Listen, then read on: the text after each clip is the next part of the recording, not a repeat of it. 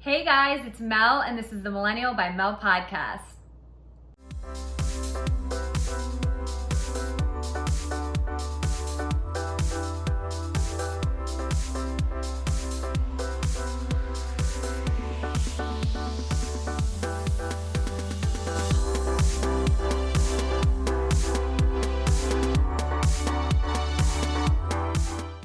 I know all of our worlds have been turned upside down with this shutdown for COVID-19, but let's MillenniYell today about the moms, millennial moms, who are either stay at home before the shutdown or now forced to stay at home. What are you doing with your kids to keep them occupied? How are you feeling? How are you doing? How are they feeling? How are they doing? It's a great opportunity to showcase a friend of mine who is a working from home mom and MillenniYell about some great things that you can do and what she's doing, and spark some conversations for our generation and hopefully help us get through this time. Hey Brianne. Hello. Hey, so amongst all of this chaos going on here with stay-at-home moms and millennial moms that are now at home, not used to being at home, obviously. I saw your Facebook post the other day that I wanted to share with everyone. I was dying laughing that you said, as I'm washing dinner dishes, emotionally fatigued from quarantine and toddler energy that never stops, Olivia looked up at me and said, "Mom, you know, you're just living your dream." And you said, Jordan and I immediately burst into that laughter that you're not sure isn't actually tears. That is my life right now. Exactly. I thought that was a perfect intro to this podcast here, but I know you were working from home a little bit. What was your schedule, I guess, before, the shutdown and with the preschool and everything, and then what's different now after? Our daughter goes to two different preschools. She's half day Tuesday and Thursday, and then full day Monday, Wednesday, Friday. I work from home for a family travel blog. I'm a content writer and editor for all the guest posts that are coming in. So kind of in tandem with everything, our entire business model kind of had to change, because from my work side of things, our entire niche market was writing about traveling, which now nobody can do. And so we had to go through this really interesting transition of, what does a family travel blog look like when families can't travel? So whereas before I was kind of just able to flex my day because I didn't have Olivia home, and I could, research when I needed, take care of domestic things when I needed. Now it's kind of reworking a business model, having my daughter and my husband home all day long, which is good and bad. And pretty much, nobody in our family or anywhere else really for that matter has had alone space in, at this point we're coming up on 3 weeks in our household that we've literally not had space away from each other. So I think probably from my side of things, the biggest thing that's changed is taking care of the domestic side. We're making 3 times the dishes that we usually make. We're making 3 times the mess throughout the house throughout the day. So whereas those were pretty easy tasks for me, that I would take care of them when nobody was here and move on, now it's a constant workload that I have to add on top. So that's definitely probably been the biggest schedule change. Thankfully with work, I fit it in where I can. It's more so finding time to fit anything in now. Yeah, and I think that's what we're seeing is there's some things that are drastically different from before the shutdown. Some of it's better, some of it's more difficult. It's not a good and bad, thing. Like you said, you're doing more dishes and you're doing this, but people say, hey, at least we're together more, looking at the positive things. Have you explained to Olivia what's going on? Like, how did you have that conversation as far as we're not going to be doing our daily, typical things? Our philosophy with her is talk frequently about it and talk calmly about it. So we pretty much update her every day. And not, we're not giving her medical details and face mask information, but a week after this all started was supposed to be one of her best friend's birthday parties. And, so we had to broach things like that very quickly. And we've just explained to her, we've taken the motto of stay home, stay healthy, as opposed to constantly talking about being sick. We look at it more from constantly talking about how to stay healthy and explaining that the biggest thing we can do is stay at home. And for the most part, she asks questions. We're honest about the answers without being fatalistic. And I think we've also tried really hard to keep her exposed to all of the people that she cares about so she can see that everybody is okay. Her friends are still on FaceTime. They haven't gone and disappeared into the ether. And her grandparents are still, able to chat whenever. So, we've approached it from the mindset of talk to her about staying healthy in a time where, and we've just explained it as it's a sickness that our bodies don't know how to deal with. Mm-hmm. That's why it's so bad. Well, it's true. I mean, we've explained that to adults even. I mean, I think that's a great approach, keeping it positive, keeping it that fear, I guess, out of it. Maybe you were saying too about doing the FaceTime so that they can see their friends. I've only looked at it as an activity, right? Like to keep them occupied, but it's so much more, like you're saying, is to get them to see that they're okay, that they're, whether it's just keeping the communication, but it's more mentally, I think, for them, that they understand that they're there. But what are some of the other activities? We've been seeing some of those posts on Facebook and social media, and all of our friends saying it's hard to keep them occupied. I know, so you have one, there's some with 2 or 3, and I have the text from our friend that you had made those little petal flowers and you cut them off and you dropped them off. Yes. I think that's a great thing that other people are doing for each other too, that you don't have to do for yourselves. But what are some of the challenges and activities? Yeah, I basically implemented a daily schedule that we follow every day. We're a very type A family, so that consistency is truly helpful to all of us. And it's short windows. Our daughter gets up at ridiculous hours of the morning. She hates to sleep. So, from 7 to 8 in the morning, she's got to get dressed and eat breakfast.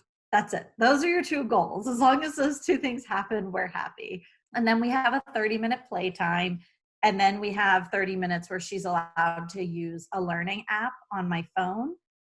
I have some pretty wonderful free ones as well as some paid ones. We have the Hooked on Phonics app has a free section that's very basic, but the 3-year-olds need the very basic. Khan Academy, KHAN, and Starfall Learning are all really great. We also have a few Montessori apps that are just tracing letters and things. She thinks it's a win because she gets to be on my phone, but she's also got a narrow focus of what she's allowed to be doing on there.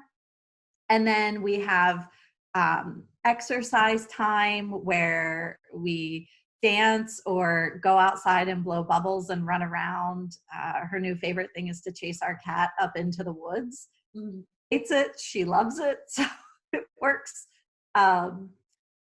We do reading and writing time every day just because those were things that she was doing at school. So, just print worksheets off of education.com and, or today she wanted to practice cutting with scissors during her school time. So we did that. And, so for us, I think schedule is just the biggest thing. I think it helps her feel normal. I think it helps her feel like she's not living in this void of it's just free for all for the next month of our lives. And it keeps me sane too. I, I've worked really hard to keep myself grounded in all of this because I am a huge extrovert. And so being home is very difficult for me on an emotional level.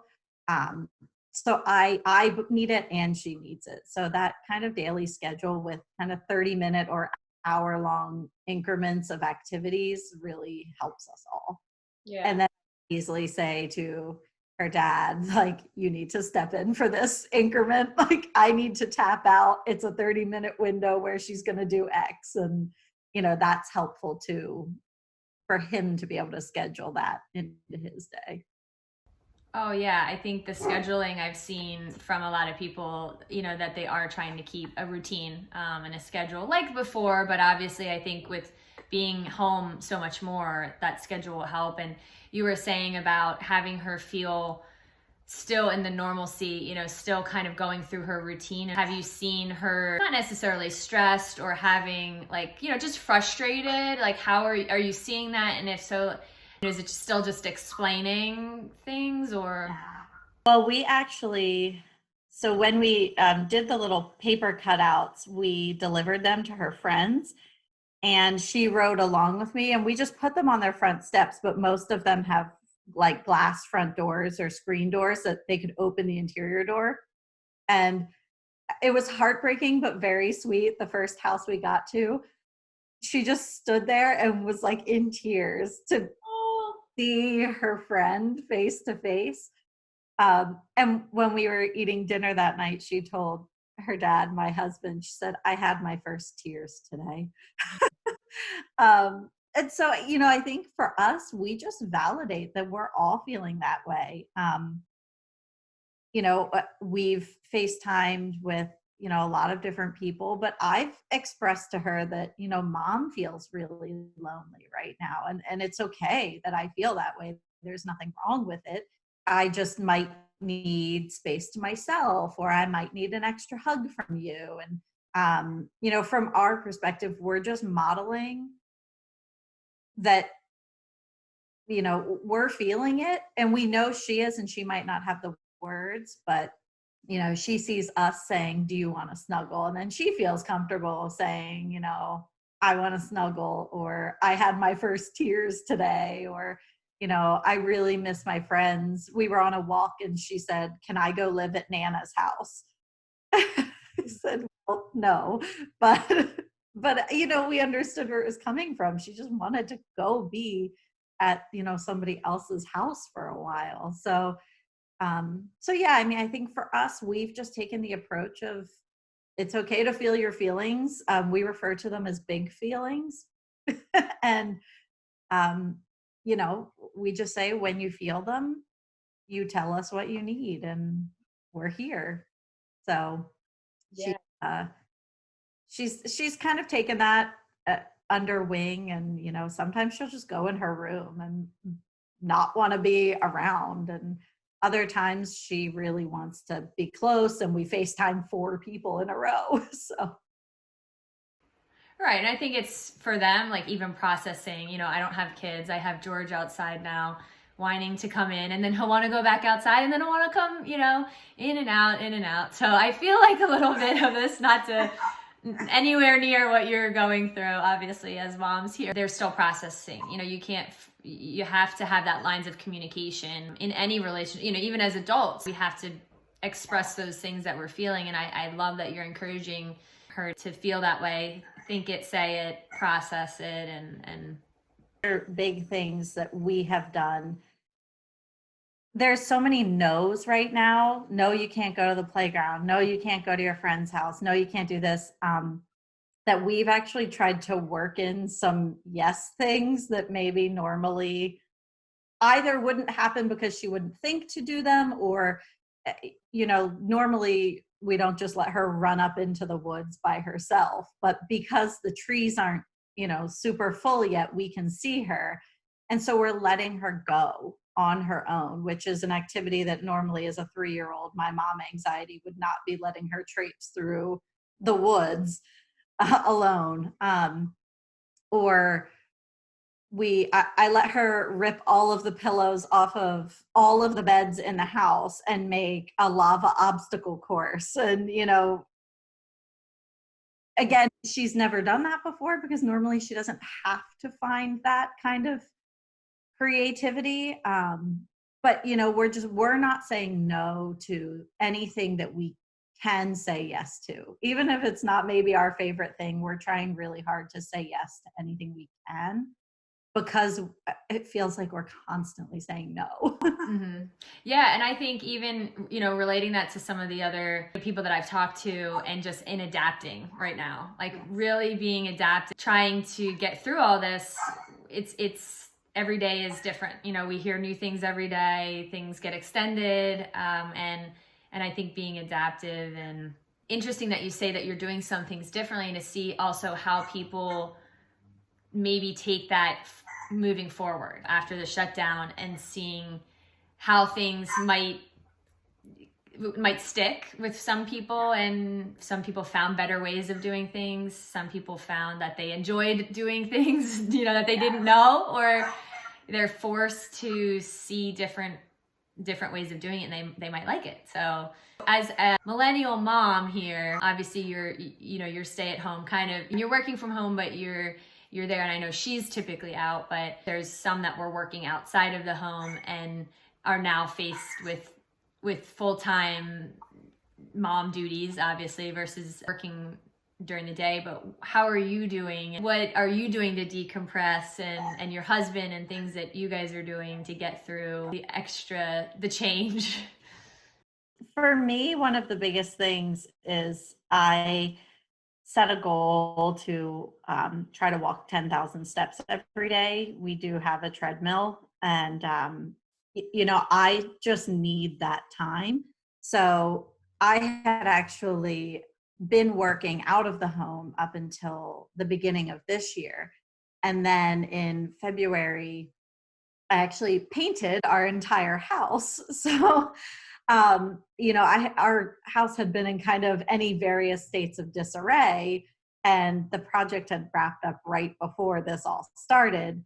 And I had just finished setting our basement back up and got our treadmill set up. And so I take time every day just to walk. If I can walk outside, I will, but the weather has just been so up and down that thankfully we do have the treadmill.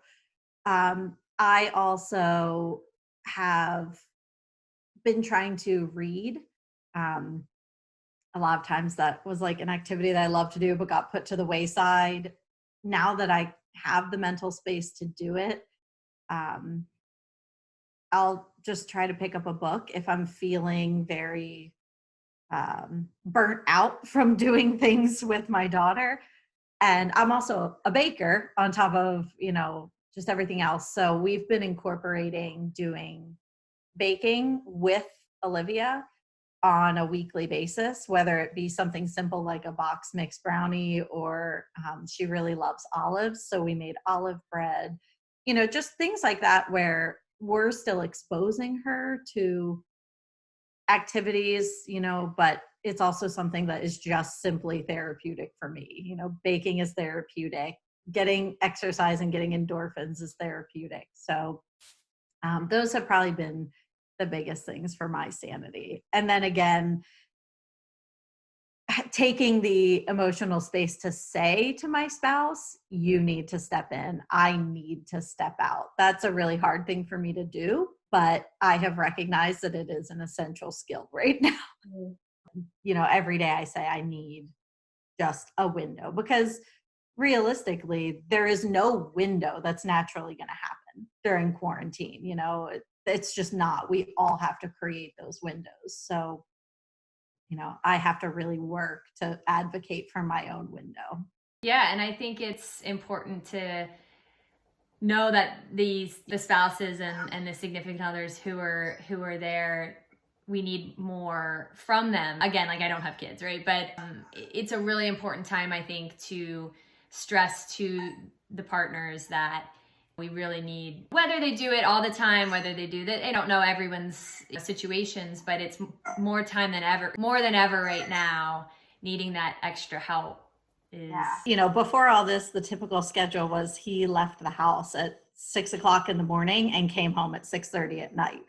So there wasn't, it wasn't even an option during the day to ask for space. But, and I know for him, we signed up for a master class, and he's been doing a master class with Neil Gaiman on writing because he loves to write. So that for him is kind of his space, that every day, he carves out time from work. I know that it's not the time for me to come ask for my window. And so we're just kind of very good at. Well, and you're working together. I mean, you're a team, and that's how it the best outcome, I think, for both of you is to be working together, obviously. But so anything that you've seen in some of your friends and conversations that you've had either on social media or just with the other moms here, as far as any advice that some of the things that you've been struggling with, that you like 2 or 3 key things that you'd really want to suggest? I actually saw an article about a week ago that was addressing millennial parents and saying it's okay to not be the star teacher, the star house cleaner, the star whatever. And it really made me reflect on the fact that our generation even needs to have that article written. I mean, we all talk all the time. Our parents would be like, go outside and don't come home until the sun is coming down and I'm putting dinner on the table. And they would not have any idea what our day looked like. And that's just not how our generation operates as parents. So for me, I am an extremely high achiever, an extremely type A person. I am not okay unless I have, gone above and beyond goals that I've set. So really, I think my biggest advice to people is have the grace to be okay with nothing. I am not good at that. And I'm the first person to admit I'm not good at that. But yesterday I was just so fatigued that my daughter watched TV for 8 hours. And it wasn't educational. I don't even know what she was watching. She had Disney Plus on at some point, and we just have to accept that that's okay. There's a reason teachers are teachers, and not every parent is a stay-at-home teacher and a stay-at-home homeschooler. I am not a good teacher. It doesn't come naturally to my brain. So doing those windows of teaching during the day is extremely difficult for me. So just, again, having the grace to say it is okay. Just being willing to be with those feelings. I think a lot of it comes from the fact that I was a therapist for 6 years, and I, constantly preach to other people to be with your feelings and not try to solve them or bury them, but being in that space of just saying, I'm tired. It's so true. I mean, I've seen that in aspects of my life, even with business. So it's a great thing for all of our generation, and not just the moms. I think it's just with working with fear of failure. You're right. I'm the same way. I put 200% in everything I do and never give up, have to see it through, this. And I had to realize it's okay. If I don't do this, if I don't get this far, if this never happens, if it's all right. You're absolutely right. I think that's really a staple of our generation, is that we are achievement-based people. And it is hard to say the biggest thing you can achieve right now is to not leave your house. That can be your biggest achievement. That is impossibly hard to grapple with. So yeah, I think just, man, like, be okay with being a no-getter. It goes against everything that we is in here, right? It's so funny. It's true. But you were saying too about like obviously leaving the house. So Easter's coming up. I'm thinking about getting something from a restaurant. I've never cooked Easter dinner. We go to our parents. I'm not going to the grocery store to buy Easter dinner food right now either. Getting it from a place for us, maybe doing like a virtual dinner call. What about as far as your thoughts on Easter for Olivia? I know Hershey Pharmacy by us, they're doing Easter baskets and they've been posting on social media. I'm sure a lot of stores are, but I just happened to see that they're having curbside pickup. So you can pick everything that you want, buy it over the phone, similar to Joann's that I'm doing fabric for masks. And I think it's a great way that they're still promoting that the Easter bunny can still come and can celebrate Easter even though we're in this craziness right now. What are your thoughts on what you're going to do? Our daughter's 3, so we haven't really had that many years of Easter traditions yet. And we talked about this year, we are doing an egg hunt to find her Easter basket. But on her egg hunt, she's going to find eggs that inside is a little card to call a grandparent. And that way we're pre-scheduling it with the grandparents, and then she'll get to FaceTime with each one on Easter Day.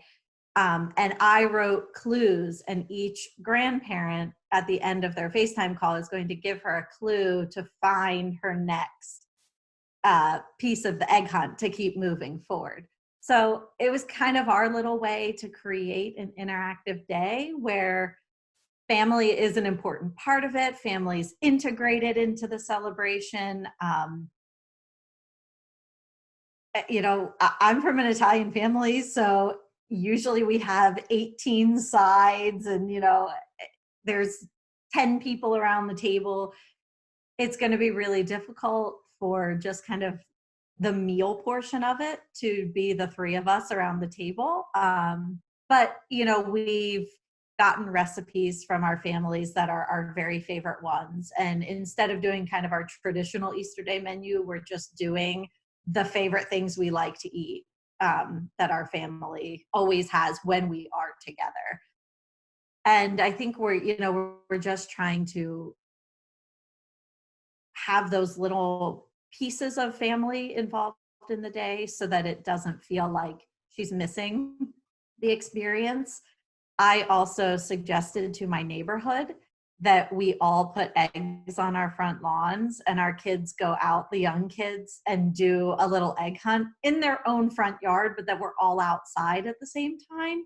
So weather permitting, I'm hoping that works out, that, the neighborhood can all be out front of their own houses, but see each other, wave hi. Our daughter can see other kids Easter egg hunting, things like that. So it can be difficult to make the physical space feel special when you've been trapped inside of it for a month by the point Easter comes. So, like a lot of people I've seen have put the painter's tape on their windows and let their kids paint the windows to look like stained glass using just like the Crayola washable paint. So we'll probably just do something like that on Easter Day. I mean, normally we don't just let Olivia go to town on our windows with paintbrushes, but why not? So I think you also just have to find ways to make your physical space special for special occasions. I'm really thankful we don't have to do her birthday right now. We have at least until the end of August, so fingers crossed. But I really think that's a huge challenge for everybody that is staring at their walls all day long, is then how do you make that a special space to celebrate anything, a birthday, a holiday? Getting creative in how you can find things